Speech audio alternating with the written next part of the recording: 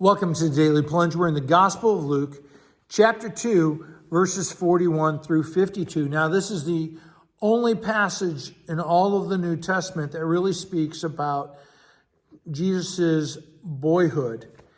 He and his family travel from Nazareth down to Jerusalem for the festival of the Passover, which is celebrating both Israel's deliverance from Egypt, but also it is the festival of the unleavened bread and a symbol of the start of a new year. So this is a New Year's celebration.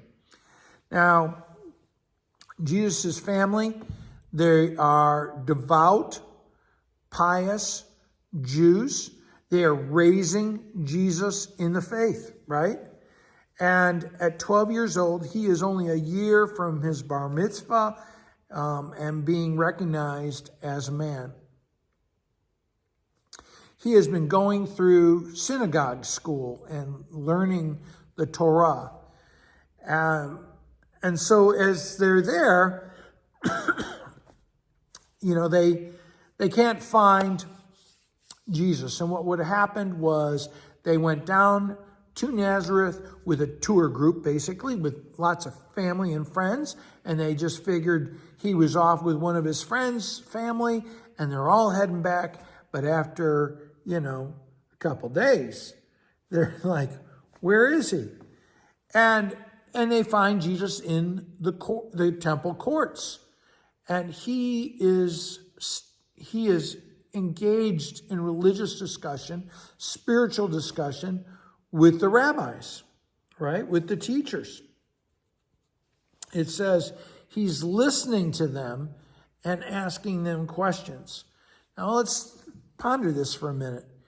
Jesus, as a child, as a preteen, is not telling these rabbis all that he knows.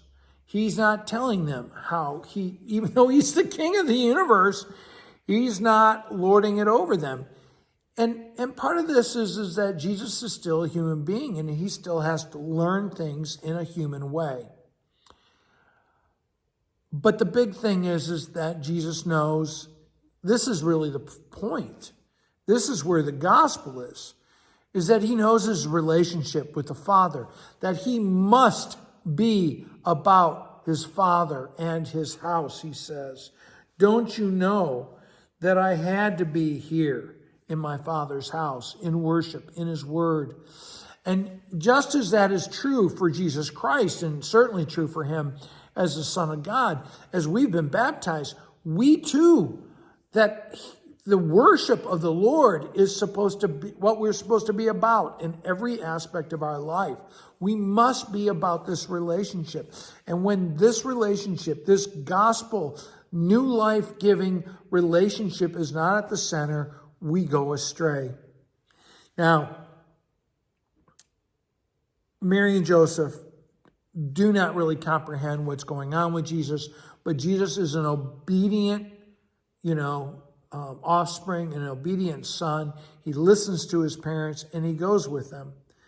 And it says that because he has a right relationship with the Heavenly Father, but also he's obedient to his parents, he grows in wisdom and stature. And my parent friends, you need to teach the faith in your home if you want your children to grow up wise and in stature and in favor with the Lord. When you don't teach the faith, you are condemning them to a secular life and to being lost. Well, friends, have a blessed day.